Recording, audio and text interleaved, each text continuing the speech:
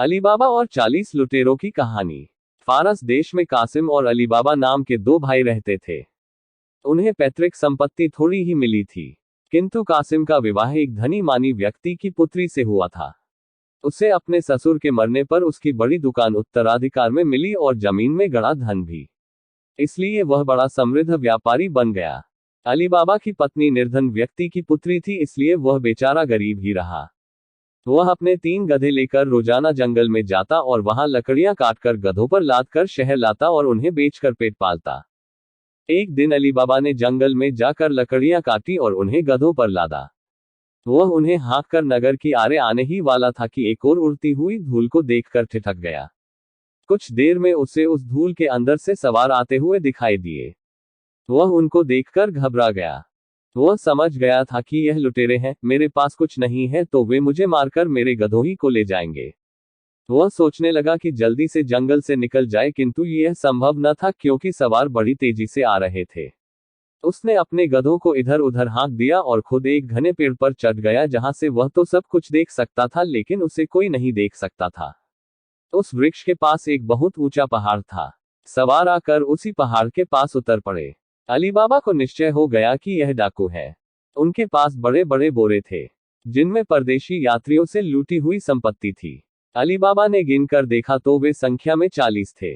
घोड़ों से उतरकर उन्होंने उनकी लगामें उतार दी और सोने चांदी से भरी बोरियां उतार ली। फिर उनके सरदार ने पहाड़ की खड़ी चट्टान के पास जाकर कहा, खुल जा समसम। समसम अरबी में तिल को कहते हैं। सरदार के ये कहते ही खड़ी चट्टान में एक द्वार खुल गया। सरदार और उसके 39 साथी उस दरवाजे से होकर अंदर चले गए। उनके अंदर जाने पर वह द्वार बंद हो गया और चट्टान जैसी की तैसी लगने लगी।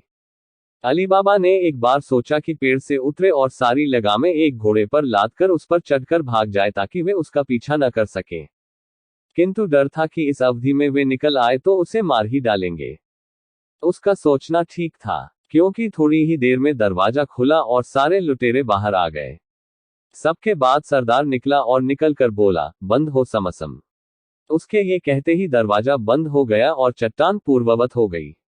इसके बाद इन लुटेरों ने अपने अपने घोड़ों पर जीने कसी और लगामें लगाई और खाली बोरियां लेकर जिधर की ओर से आए थे उधर ही की ओर चले गए।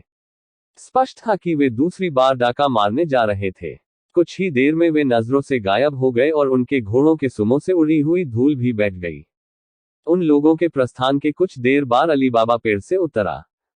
उस समय तक उसे विश्वास हो गया था कि लुटेरे जल्द वापस न आएंगे। वह चट्टान के पास गया और उसने चाहा कि इस बात की परीक्षा करे कि वह भी दरवाजे को खोल सकता है या नहीं। चुनांचे उसने जोर से कहा, खुल जा समसम। उसके ये कहते ही चट्टान में दरवाजा खुल गया। वह अंदर गया तो उसने देखा कि गुफा बहुत लंबी चौड़ी और साफ सुथरी है। उसे ये देखकर बड़ा ताज्जुब हुआ कि पहाड़ खोदकर कैसे इतनी लंबी चौड़ी जगह निकाली गई। गुफा का विस्तार तो बहुत था, किंतु उसकी छत आदमी की ऊंचाई से कुछ ही अधिक थी। किंतु इधर उधर पहाड़ के ढलान पर बने हुए सुराखों से उसमें ऐसी रोशनी आ रही थी कि सब कुछ दिखाई दे रहा था। अलीबाबा ने देखा कि वह पूरी गुफा मूल्यवान वस्तुओं से भरी पड़ी है। हर प्रकार के माल की गठरियां वहां रखी दिखाई दी। कई जगह फर्श से लेकर छत तक बहुमूल्य वस्त्रों यथा कमखवाब, चिकन, अतलस आदि के थान कायदे से रखे हुए थे। इसके अतिरिक्त बहुमूल्य मसालों और कपूर आदि की पेटियां थीं। गुफा के एक सिरे पर कई संदूक और कई घड़े अशफियों, रुपयों आदि से भरे हुए रखे हुए थे।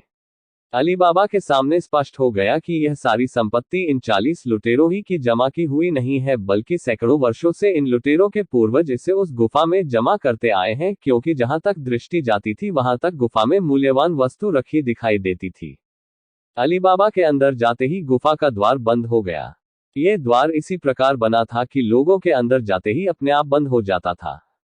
अलीबाबा जितनी अशफियों की थैलियां उठा सकता था उतनी उठा लाया और मंत्र द्वारा दरवाजा खुलवा कर उसने अपने गधों पर थैलियां लादी और उन्हें छुपाने के लिए कुछ लकड़ियां रखी और फिर कहा, बंद हो जा समसम। उसके ये कहते ही गुफा का द्वार बंद हो गया। अलीबाबा रोज की भांति गधे हाँकता हुआ अपने घर आ गया। घर के अंदर गधे लगकर उसने दरवाजा बंद किया और एक ओर लकड़ियां रख दी और दूसरी ओर अशफियों की थैलियां। आज उसे लकड़ियों की चिंता नहीं थी। जब वह अशफियों को अपनी स्त्री के पास ले गया तो वह बहुत घबराए। उसने समझा कि अली बाबा इन्हें किसी से लूटकर या किसी के यहाँ से चुरा कर लगाया है। उसने अपने पति को बहुत भला बुरा कहा और कहने लगी, मैं तो मेहनत की थोड़ी कमाई में खुश हूं। जो माल तुम लूट कर लाए हो उसे मैं हाथ भी नहीं लगाऊंगी। अली बाबा ने कहा, तू मूर्ख है। मैंने कोई अपराध करके इन्हें प्राप्त नहीं किया। तुम पूरा हाल सुनोगी तो इस ईश्वरीय देन पर प्रसन्न होगी। ये कहकर उसने सारी कहानी सुनाकर अपनी पत्नी को संतुष्ट कर दिया। अली बाबा ने उन्हें उसके सामने ढेर कर दिया तो स्त्री की आंखें चौंधिया गईं। फिर वह अशरफियों को गिनने लगी। अली बाबा ने कहा, तुम्हें बिल्कुल समझ नहीं है, यह अशरफियां इतनी हैं कि शाम तक गिनती रहोगी। लाओ, मैं गड्ढा खोद कर इन्हें गाड़ देता हूं कि किसी को इसका पता न चले। उसकी पत्नी ने कहा, अच्छा, मैं इन्हें गिनूंगी नहीं किंतु अंदाजा जरूर करना चाहती हूं कि यह कितनी है। मैं इन्हें तोल लूंगी। ये कहकर वह कासिम के घर गई और उसकी स्त्री से तराजू मांगने लगी। कासिम की स्त्री को ताज्जुब हुआ कि इन रोज बाजार से लाने और खाने वाले लोगों के पास कौन सा अनाज आ गया जिसे ये तोलना चाहती है। ये जानने के लिए उसने तराजू के पलड़ों में थोड़ी थोड़ी चर्बी लगा दी ताकि तोली जाने वाली वस्तु कुछ उनमें चिपक जाए।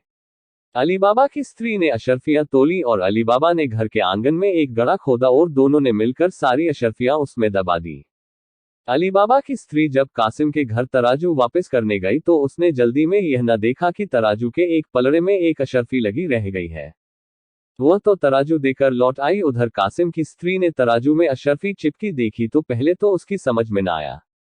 फिर जब समझ में आया कि तराजू में अशरफियां तोली गई हैं तो वही ईर्ष्या की आग में जलने लगी। साथ ही वह इस बात पर आश्चर्य भी करने लगी कि अली बाबा जैसे गरीब लकड़हारे को इतनी अधिक अशरफियां कहां से मिली कि उन्हें तोलने की जरूरत पड़ गई।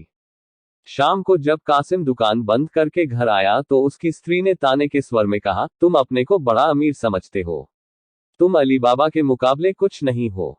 तुम अशरफियां गिन कर रखते हो, वह तोल कर रखता है। कासिम ने कहा, ये तू क्या बक रही है। उसकी स्त्री ने दिन में घटी घटना उसे सुना दी। साथ ही तराजू में चिपकी अशरफी भी दिखाई जिस पर पुराने जमाने के किसी बादशाह के नाम की मोहर लगी हुई थी। कासिम को भी जलन के मारे रात भर नींद नहीं आई। दूसरे दिन तड़के ही उठकर वह अली बाबा के घर गया और बोला, भाई, तुम लोगों से अपनी निर्धनता का बहाना क्यों करते हो जबकि तुम्हारे पास अपार संपत्ति है। तुम्हारे पास इतनी अशरफियां हैं कि उन्हें गिनने की तुम्हें फुर्सत नहीं है। अली बाबा को कुछ खटका तो हुआ लेकिन उसने कहा, भैया, मैं तुम्हारा मतलब नहीं समझा। सभी जानते हैं कि मैं निर्धन लकड़हारा हूं। कासिम ने कहा, तुम मुझसे झूठ बोलने की कोशिश न करो। वह देखो, इसी प्रकार की अनगिनत अशरफियां कल तुमने तोली थी या नहीं। उन्हीं को तोलने के लिए तो तुम्हारी स्त्री कल मेरे यहां से तराजू मांग लाई थी। ये कहकर उसने अशरफी अली बाबा के सामने रख दी। अब अली बाबा को मालूम हो गया कि कासिम की स्त्री ने तराजू में कोई चिपकने वाली चीज लगाकर अशरफियों का भेद जान लिया है। उसने पिछले दिन की पूरी घटना विस्तारपूर्वक सुनाई। कासिम ने कहा, तुम्हारी बात से मालूम होता है कि डाकू 2-4 दिन तक वापस नहीं आएंगे। इसलिए तुम अभी मुझे पूरी तरह बताओ कि वह जगह कहाँ है और उसकी क्या पहचान है। बल्कि तुम आज न जाओ, तुम काफी पैसे ले आए। मुझे ये भी बताओ कि द्वार खोलने का मंत्र क्या है। न बताओगे तो मैं तुम्हें चोरी के इल्जाम में धरवा दूंगा। अली बाबा ने विवश होकर उसे सब कुछ बता दिया। कासिम 10 खच्चर लेकर उस जंगल की ओर चल पड़ा। उसे जल्दी ही वह जगह मिल गई और उसने खुल जा समसम कहा तो द्वार भी खुल गया। कासिम खच्चरों को बाहर छोड़कर गुफा के अंदर गया। उसके अंदर जाते ही दरवाजा बंद हो गया। कासिम ने इतनी दौलत देखी तो आनंद से नाचने लगा। वह हर चीज को अच्छी तरह परख कर देखता रहा। इस चक्कर में उसे न सिर्फ बहुत देर हो गई अपितु वह खुल जा समसम का मंत्र भी भूल गया। आखिर में वह सबसे कीमती सिक्कों और रत्नों के 10 भारी बोझ बनाकर दरवाजे के पास लाया किंतु चूंकि वह ठीक शब्द भूल गया था इसलिए कभी कहता खुल जा गेहूं, कभी कहता खुल जा जौ और द्वार बंद का बंद रहता। अब उसकी जान सूखने लगी कि वह इस गुफा में भूखा प्यासा मर जाएगा। संयोग की बात थी कि लुटेरे भी कहीं से लूटपाट करके उसी दोपहर को आ गए। उन्होंने गुफा के बाहर 10 खच्चर बंधे देखे तो उन्हें आश्चर्य हुआ कि इन खच्चरों को यहाँ कौन लाया है। आसपास देखा तो कोई दिखाई नहीं दिया। अंत में उन्होंने खच्चरों की चिंता छोड़कर अपनी लाई हुई संपत्ति को गुफा में रखने की सोची। सरदार ने कहा, खुल जा समसम, और यह कहते ही दरवाजा खुल गया। कासिम ये तो समझ ही गया था कि लुटेरे आ गए हैं। वह दरवाजा खुलते ही जान बचाने के लिए बाहर भागा, लेकिन डाकुओं ने उसे वहीं दबोच लिया। वे उसे घसीट कर गुफा के अंदर ले गए और उसे मारकर उसके शरीर के 4 टुकड़े कर दिए। वे लोग देर तक इस बात पर बहस करते रहे कि इस आदमी को इस गुफा का भेद कैसे मालूम हुआ और किसने इसे गुप्त द्वार खोलने की तरकीब बताई। देर तक बहस करने के बाद भी वे किसी नतीजे पर न पहुंचे। उन्होंने तय किया कि लाश को गुफा के अंदर ही सड़ने दिया जाए, क्योंकि बाहर फेंकने से यह खतरा था कि औरों की निगाह पड़ेगी। उन्होंने दरवाजे के पास ही इधर उधर लाश के टुकड़े फेंक दिए और लूट का माल रखकर जल्दी से बाहर आ गए। जल्दी और कासिम के द्वारा की हुई गड़बड़ से उन्हें यह न मालूम हुआ था कि अशरफियां कम हो गई हैं। वे बाहर आकर कासिम के खच्चर भी हाँक ले गए और आश्वस्त हो गए कि अब इनका भेद कोई नहीं जानता। इधर रात होने पर भी जब कासिम घर वापस नहीं लौटा तो उसकी स्त्री अलीबाबा के घर आई। उसे ये तो मालूम नहीं था कि अलीबाबा और कासिम में क्या बात हुई थी और अलीबाबा ने उसे क्या बताया था। उसने अलीबाबा से कहा, देवर जी, तुम्हारे भाई साहब दिन में 10 खच्चर लेकर न जाने कहां चले गए हैं। मुझसे कह गए कि 2-3 घंटों में वापस आ जाऊंगा। देर हुई तो मैंने दुकान में भी पूछवाया। वहां नौकरों ने बताया कि आज मालिक आए ही नहीं। अब रात हो गई है, अभी तक वह नहीं आए हैं। समझ में नहीं आता क्या करूं और किससे पूछूं, तुम ही कुछ पता लगाओ उनका। अलीबाबा का माथा ठनका कि जंगल में कहीं कुछ गड़बड़ हो गई। प्रकट में उसने कहा, भाभी घबराओ नहीं, भैया होशियार आदमी है, कोई बच्चे नहीं है, किसी जरूरी काम से कहीं रह गए होंगे, सुबह तक आ ही जाएंगे। वैसे भी रात को कहां तलाश किया जाए, शहर का फाटक भी बंद हो गया होगा, इसलिए बाहर भी नहीं जाया जा सकता। कासिम की पत्नी विवश होकर घर लौट गई। वह रात भर अपने पति के लिए व्याकुल रही और चुपके चुपके रोती रही। उसे आवाज इसलिए दबानी पड़ी कि उसे पति के गायब हो जाने में किसी रहस्य का आभास हो गया था और वह ये नहीं चाहती थी कि इस बात का पता पड़ोसियों को चले। वह बार बार स्वयं को धिक्कारती थी कि उसे अलीबाबा के भाग्य से क्यों ईर्ष्या हुई और क्यों उसने अपने पति को उकसाया। अब न जाने वह किस मुसीबत में पड़ा हो। सुबह वह फिर अलीबाबा के पास गई और उसने कहा, तुम्हारे भाई अब तक नहीं लौटे, कुछ पता लगा गो। अलीबाबा ने अपनी भावज को सांत्वना देकर उसके घर भेजा और खुद अपने 3 गधे लेकर जंगल में गया और उसी गुफा के पास पहुंचा। उसे वहां अंदर की ओर से रिसा हुआ कुछ खून दिखाई दिया, बाहर 10 खच्चरों में से एक भी न था। उसे विश्वास हो गया कि कासिम के साथ बुरी बीती। उसने इधर उधर देखकर कहा, खुल जा समसम। दरवाजा खुल गया और उसके अंदर जाते ही बंद हो गया। अंदर जाते ही अलीबाबा चौंक पड़ा। दरवाजे के पास ही दोनों ओर कासिम की लाश के 2-2 टुकड़े पड़े थे। उसे समझने में देर न लगी कि कासिम के रहते ही डाकू वापस आ गए और उन्होंने उसे मार डाला और खच्चर भी ले गए। उसने वहीं से एक चादर उठाकर कासिम के शरीर के टुकड़ों की गठरी बनाई, ढेर सारी, और अशरफियां भी 2 बोरियों में भरी और मंत्र से द्वार खोलकर बाहर आ गया। उसने एक गधे पर कासिम की लाश और बाकी 2 पर अशरफियां लादी और उन्हें लकड़ियों से छिपाकर होशियारी से शहर में होता हुआ अपने घर आया। उसने अशरफियों की बोरियां अपनी पत्नी को दी, किंतु कासिम का कुछ हाल उसे नहीं बताया और तीसरा गधा लेकर वह कासिम के घर पहुंचा। आवाज देने पर कासिम की दासी ने, जिसका नाम मर्जीना था और जो बहुत होशियार थी, दरवाजा खोला। अलीबाबा ने गधा अंदर करके दरवाजा बंद कर लिया और मर्जीना को कासिम के बारे में बताया और कहा, समझ में नहीं आता इसकी मौत कैसे बताई जाए और इस टुकड़े टुकड़े शरीर को कैसे दफन किया जाए। मर्जीना ने कुछ सोचकर कहा, आप मालकिन को संभाले, बाकी काम मैं ठीक कर लूंगी। अलीबाबा अपनी भावज के पास गया तो उसने कहा, क्या खबर लाए? भगवान सब भला करे, तुम्हारे चेहरे पर दुख दिखाई देता है। अलीबाबा ने उसे कासिम की लाश के 4 टुकड़ों में मिलने की बात बताई। वह चीख कर रोने लगी तो अलीबाबा ने उसे डांट कर कहा, क्या करती हो भाभी, भैया तो गए ही, क्या अब रो पीट कर तुम सारा भेद खोलना चाहती हो? लोगों को असलियत मालूम हुई तो हम सबकी जानों पर बनाएगी। या तो शहर कोतवाल हमारे धन के लालच में हम पर कासिम की हत्या का आरोप लगाकर फांसी दे देगा, या डाकुओं को पता चला तो वे आकर हमें मार डालेंगे। कासिम की स्त्री ने कहा, मैं कहां जाऊंगी, क्या करूंगी? मेरा तो कोई लड़का भी नहीं जो दुकान संभाले। अली बाबा बोला, बाद में सब ठीक हो जाएगा, मैं तुमसे विवाह कर लूंगा। मेरी स्त्री सुशील है, वो तुमसे झगड़ा न करेगी। पहले भैया के दफन का प्रबंध तो कर ले। कासिम की स्त्री चुपचाप आंसू बहाने लगी। उधर मर्जीना पहले एक अता की दुकान पर गई और उसे मरणासन रोगी को दी जाने वाली दवा मांगी। अता ने पूछा कि ऐसा बीमार कौन है, तो उसने कहा कि मेरे मालिक की दशा बहुत खराब है। अता ने एक दवा दी और कहा कि इससे ठीक ना हो तो फिर आना, मैं और प्रभावकारी औषधि दूंगा। मर्जीना दवा लेकर एक बूढ़े मोची के पास, जो दूर के एक मोहल्ले में रहता था, गई। मोची का नाम मुस्तफा था। उसकी दुकान में अंधेरा सा था, लेकिन वह डटकर काम कर रहा था। मर्जीना बोली, बाबा मुस्तफा, तुम तो बड़े होशियार आदमी मालूम होते हो, इतने अंधेरे में ऐसी नाजुक सिलाई कर रहे हो। मोची हंसकर बोला, लड़की, तू समझती क्या है, मैं तो इससे अधिक अंधेरे में तुझे काटकर दोबारा जोड़ दूं। मर्जीना ने पास आकर फुसफुसाकर कहा, बाबा, मुझे तुम मत काटो, जोड़ो, लेकिन एक ऐसा ही काम है। दाम अच्छे मिलेंगे, लेकिन किसी को पता न चले। एक अशर्फी मिलेगी। अशर्फी के लालच में बूढ़ा तैयार हो गया। मर्जीना ने कहा, किंतु उस चौराहे के आगे मैं तुम्हारी आंखों पर पट्टी बांध दूंगी।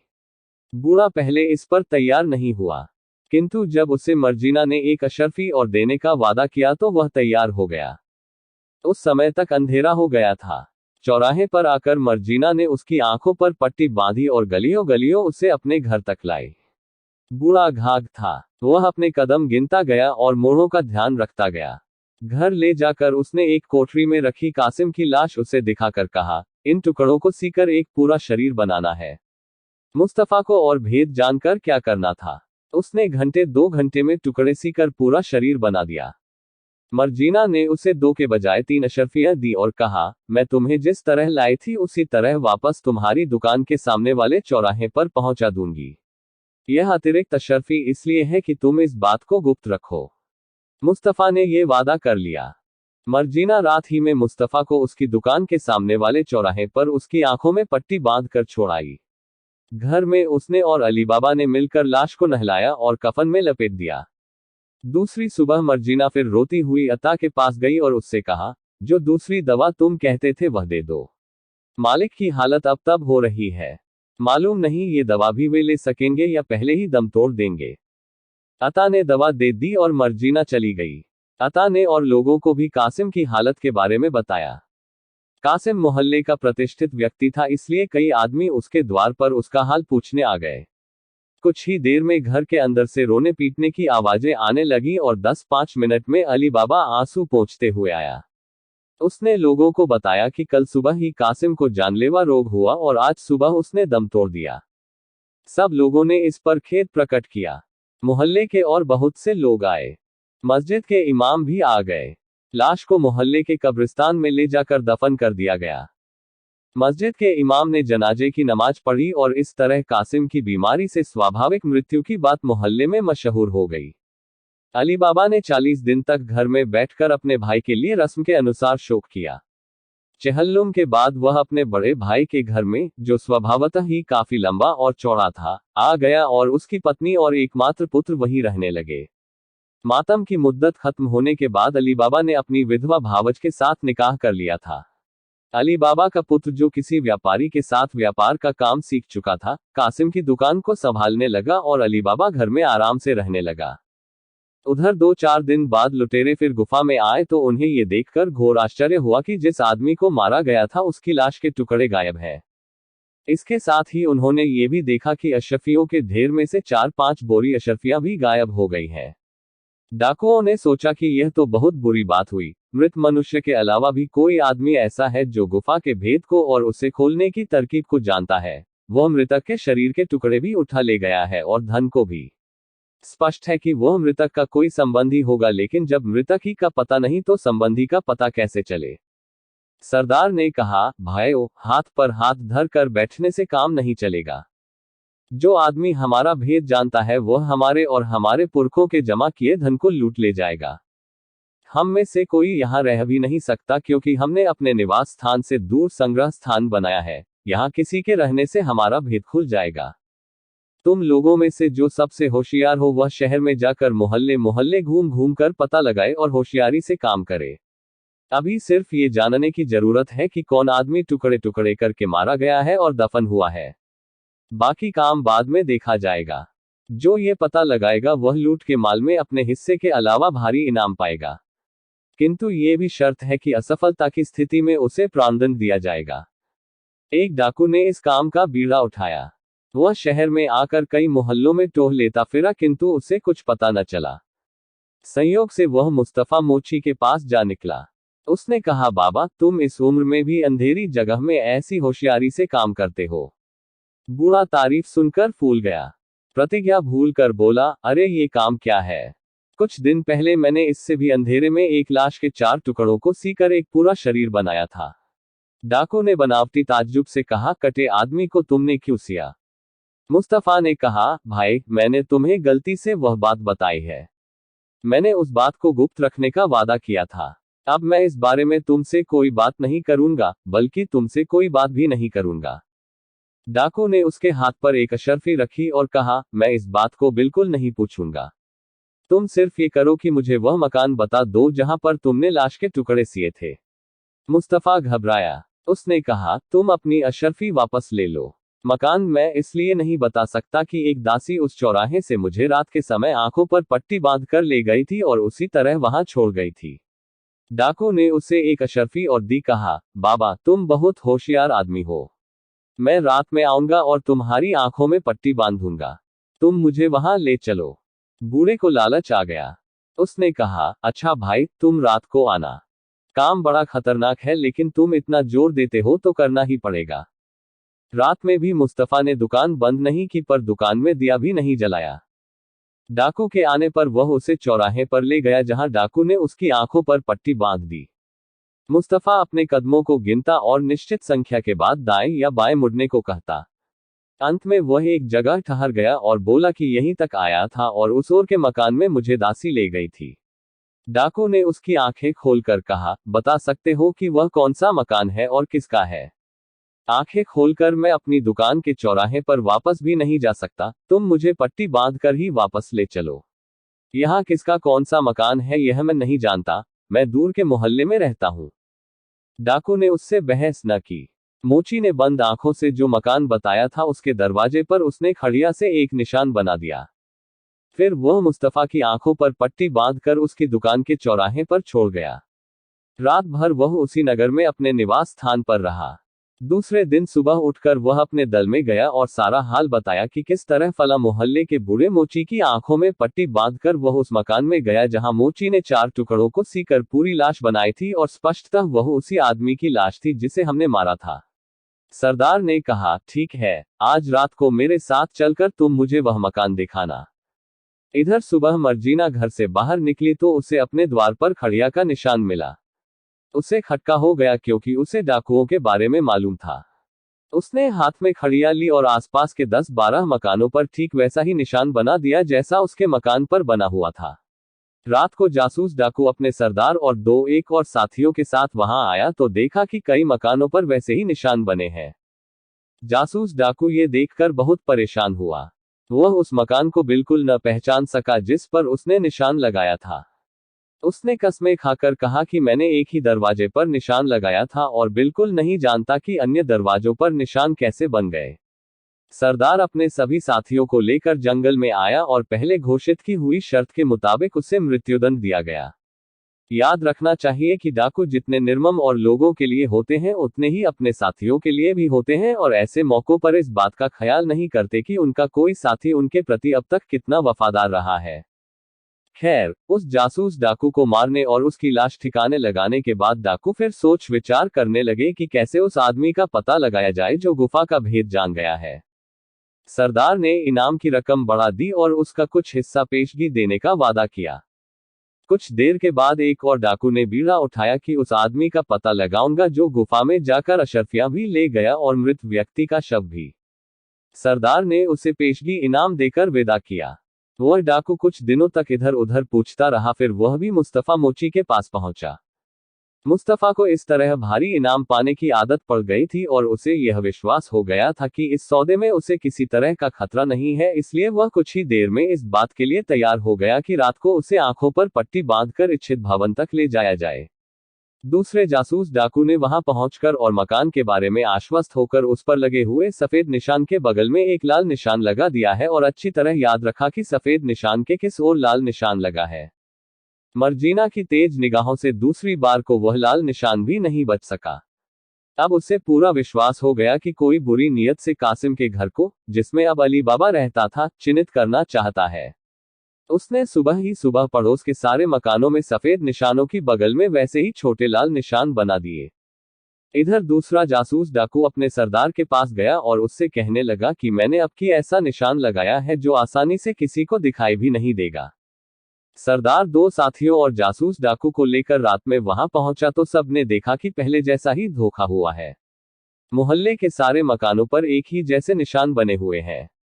दूसरा जासूस डाकू भी बड़ा लज्जित हुआ और जब डाकू अपने अड्डे पर पहुंचे तो वह सरदार से अपने प्राणों की भीख मांगने लगा।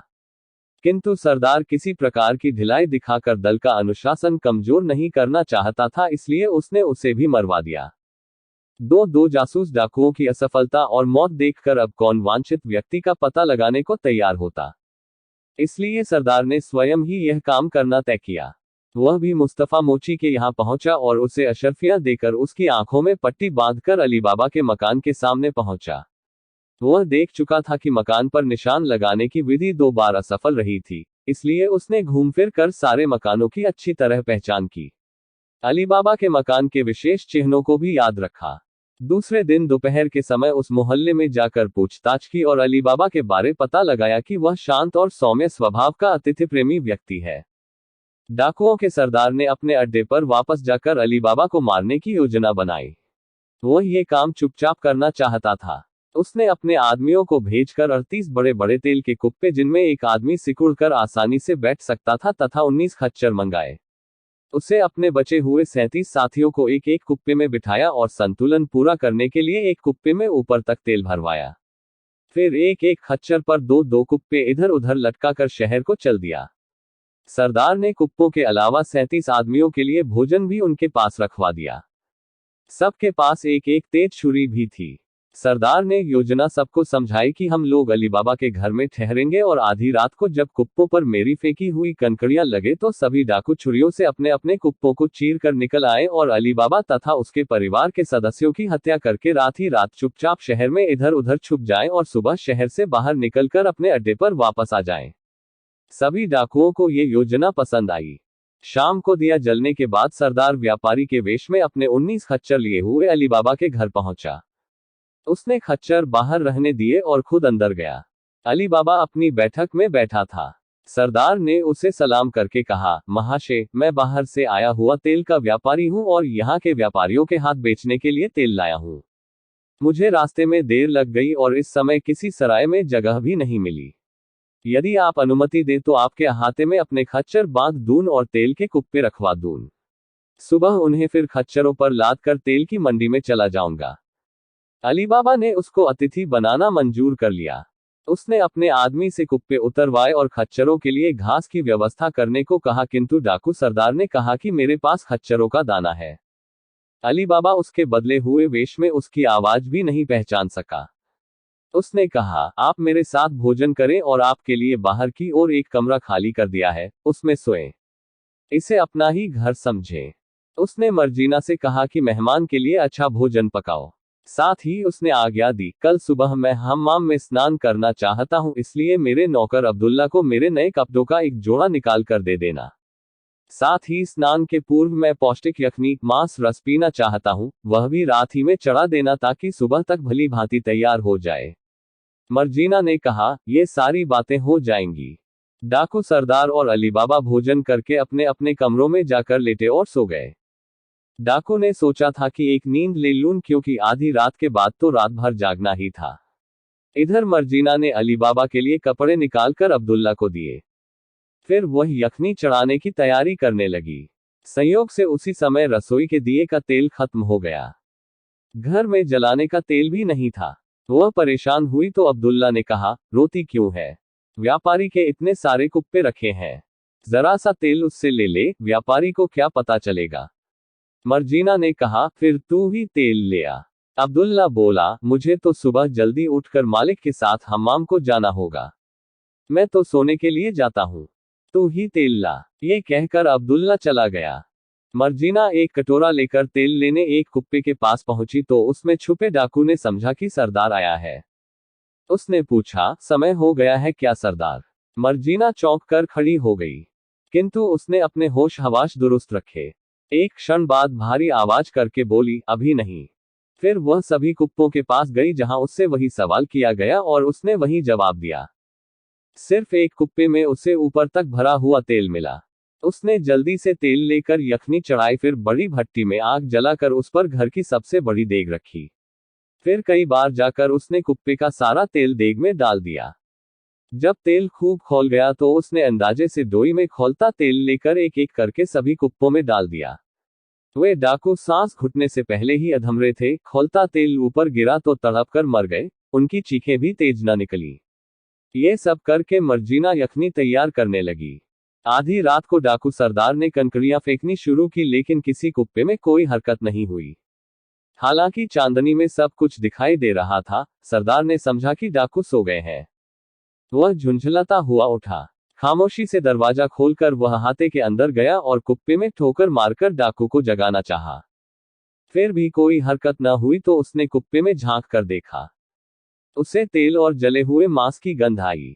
उसने कुप्पे का मुंह खोला तो अंदर जला और मरा हुआ साथी निकला। फिर वह दूसरे कुप्पों के पास गया। सभी में उसने ये हाल देखा कि डाकू जले और मरे पड़े हैं। उसने ये भी देखा कि तेल का कुप्पा खाली पड़ा है। वह समझ गया कि किसी ने उसी के तेल से उसके साथियों को मार डाला है। वह अपने भाग्य को कोसने लगा। कहाँ तो वह ये सोचकर आया था कि अली बाबा को मारकर अपना कोष सुरक्षित करे, यहाँ ये हो गया कि उसका पूरा दल ही खत्म हो गया। डाकू सरदार थोड़ी देर के लिए जड़वत होकर सिर पर हाथ धरे बैठा रहा। फिर उसने स्वयं को व्यवस्थित किया। उसके लिए अपनी जान बचाना जरूरी था। दल तो धीरे धीरे फिर बन जाता। वह दरवाजे को खोलकर नहीं जा सकता था क्योंकि उसमें ताला लगा हुआ था। इसलिए वह दीवार पर चढ़ा और बाहर सड़क पर कूद गया और भागता हुआ दूर जाकर कहीं छुप रहा। मर्जीना ने उसे अपने कमरे से निकलते, कुप्पों के पास जाते और फिर दीवार पर चढ़कर बाहर छलांग मारते देखा। उसने सोचा कि डाकुओं का दल तो समाप्त हुआ, लेकिन उनका सरदार बच रहा है। वह अकेला क्या कर लेगा? अकेला डाका भी नहीं डाल सकता। कम से कम उस रात को तो वह कुछ कर ही नहीं सकता था। इसलिए मर्जीना यखनी के नीचे की आंच निकालकर अपनी कोठरी में जाकर सो गई। अली बाबा अंधेरे में उठकर अब्दुल्ला को लेकर हम्माम चला गया। 2-3 घंटे के बाद लौटा तो देखा कि हाथे में खच्चर वैसे ही बंधे हैं और तेल के कुप्पे वैसे ही रखे हैं। उसने मर्जीना से कहा, क्या वह तेल का व्यापारी अभी सोकर नहीं उठा? उसे तो इस समय तक बाजार में होना चाहिए था। मर्जीना ने कहा, मालिक, भगवान आपकी लंबी उम्र करे। वह व्यापारी भाग गया। आप नाश्ता कीजिए, फिर मैं आपको सारा हाल बताऊंगी। इसीलिए मैंने एकांत कर लिया है। पहले आप उन कुप्पों में झांक कर देख आइए। अली बाबा हैरान हो गया। उसने एक कुप्पे में झांक कर देखा तो मरा आदमी दिखाई दिया। वह भागकर फिर मर्जीना के पास आकर बोला कि जल्दी बता कि क्या बात है। मर्जीना ने कहा कि आप इत्मीनान से बैठिए, मैं आपको पूरा हाल बताऊंगी। आपकी जान को कल रात बड़ा भारी खतरा पैदा हो गया था, किंतु ईश्वर की कृपा से वह खतरा टल गया है। फिर मर्जीना बोली, उन 38 कुप्पों में से सिर्फ एक में तेल था और बाकी में डाकू छुपे थे। वह व्यापारी उनका सरदार था। मुझे पिछले 4-5 दिनों से शक था कि कोई व्यक्ति आपका अनिष्ट करना चाहता है। मैं सजग भी हो गई और अपनी समझ के अनुसार सावधानी भी बरती, जो भगवान की दया से सफल हुई। एक दिन मैंने घर के दरवाजे पर सफेद खड़िया का निशान देखा। मैं समझ गई कि कोई व्यक्ति बुरी नीयत से आपका मकान पहचानना चाहता है। इसलिए मैंने वैसे ही खड़िया के निशान मोहल्ले के सारे दरवाजों पर बना दिए, जिससे आपके घर की पहचान खत्म हो जाए। 2-3 दिन बाद मैंने देखा कि सफेद निशान के पास एक छोटा सा लाल निशान बना है। मुझे विश्वास हो गया कि आपके किसी दुश्मन की यह कार्रवाई है। आपका शहर में कोई दुश्मन हो ही नहीं सकता। इसलिए मैंने सोचा कि यह गुफा वाले डाकू ही हैं जो आपके पीछे पड़े हैं। मैंने मोहल्ले के सारे घरों के दरवाजों पर सफेद निशानों के पास वैसे ही लाल निशान बना दिए। इस प्रकार एक बार फिर उन लोगों की योजना असफल हो गई। मैंने आपसे उस समय इसलिए कुछ नहीं कहा कि आप मेरा विश्वास तो करते नहीं, बेकार और लोगों में बात फैलती और यह भी संभव था कि डाकुओं को आपका घर मालूम हो जाता। किंतु मेरी चुप्पी के बावजूद डाकुओं ने किसी तरह आपके घर का पता लगा लिया और सरदार आपने 37 साथियों को तेल के कुप्पों में बंद कर एक तेल के कुप्पे के साथ यहाँ लाया था।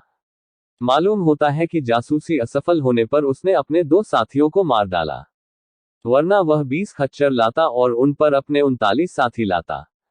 मुझे उस व्यापारी की असलियत का जिस तरह पता चला वह भी ईश्वर की कृपा ही समझिए।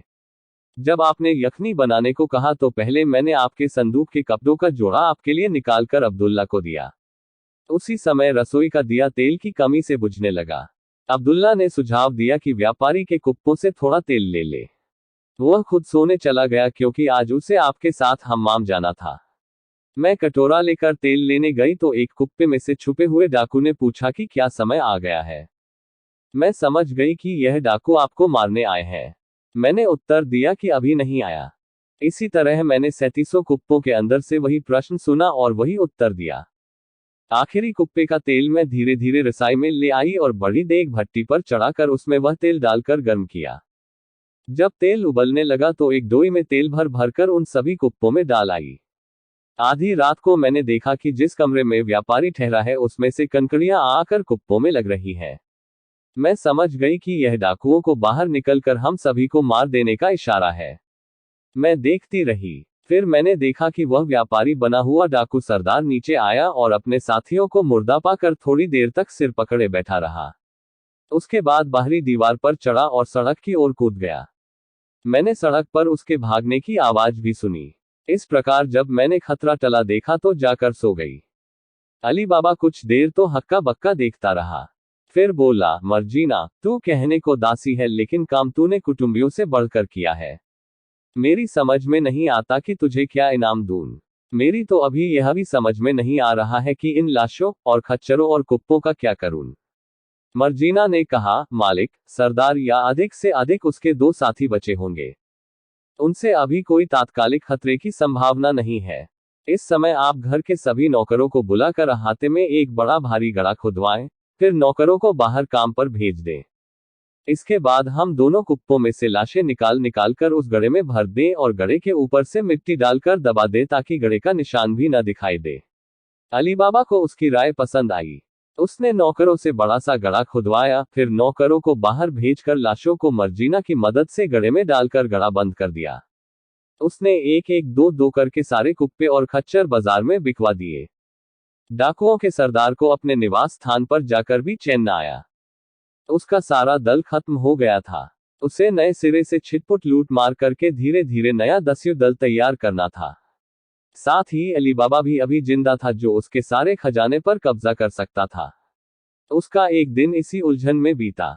फिर वह ये सोचकर नगर में आया कि अली बाबा 37 लाशों को छुपा नहीं सकेगा और संभवतः इतने लोगों की हत्या के अपराध में मृत्युदंड भी पा जाए।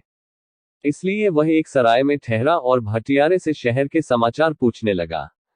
भटियारों को इन बातों के सुनाने में मजा आता है, किंतु जैसा समाचार वह सुनना चाहता था वैसा भटियारा उसे न सुना सका। उसने 2-4 और सरायों में जाकर इसी तरह टोह ली लेकिन कहीं पर यह नहीं सुना कि बादशाह ने अली बाबा को 37 आदमियों के मारने के अभियोग में गिरफ्तार किया होगा। ऐसा होता तो डाकू सरदार का एकमात्र शत्रु उसके हाथ पांव हिलाए बगैर ही मारा जाता, किंतु ऐसा नहीं होना था। डाकू सरदार ने ये तो समझ लिया कि अली बाबा देखने में सीधा साधा है लेकिन वास्तव में बुद्धिमान है कि न सिर्फ अपने भाई की लाश को लाकर गुप्त रूप से उसके टुकड़े सिलवाकर उसे दफन कर दिया बल्कि उसके 37 साथियों की लाशों को भी अत्यंत चतुरता से घोंट गया। ऐसे आदमी से बदला लेना आसान काम नहीं था। फिर भी डाकू सरदार ने अली बाबा की हत्या करने का विचार न छोड़ा। उसने सोचा कि इस आदमी को मारने के बाद ही नए दल का संगठन किया जाए। उसने पता लगा कर मालूम किया कि अली बाबा कासिम के घर पर ही रहता है, किंतु उसका पुत्र अपने पुराने घर में रहता है और अपने दिवंगत चचा की दुकान चलाता है। डाकू सरदार ने उसके पुत्र ही से अपनी बदले की भावना की शुरुआत की। उसने कासिम की दुकान के सामने वाली दुकान मोल ली और उसमें व्यापार का सामान रखकर बैठने लगा और अपना नाम ख्वाजा हसन मशहूर किया। कुछ ही दिनों में उसने अली बाबा के पुत्र से, जो बड़ा सभ्य और सुशिक्षित था, गहरी दोस्ती कर ली। उसने कई दिन तक इधर उधर की बातें करके जान लिया कि इसे गुफा के खजाने के बारे में कुछ भी नहीं मालूम है।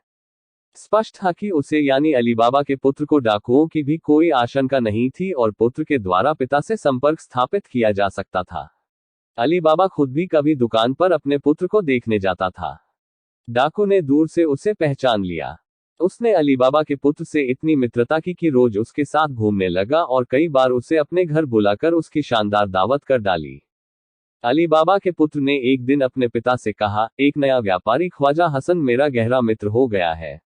वह कई बार मुझे अपने घर ले जाकर भोजन करा चुका है। मैं भी उसे अपने यहाँ भोजन पर बुलाना चाहता हूँ, लेकिन मेरा घर इतना छोटा है कि उसमें दावत का ठीक प्रबंध नहीं हो सकेगा। इसलिए अगर आप अनुमति दें तो आपके अच्छे घर में उसकी दावत का इंतजाम हो जाए। अली बाबा ने कहा, कल शुक्रवार है, बाजार बंद रहेगा।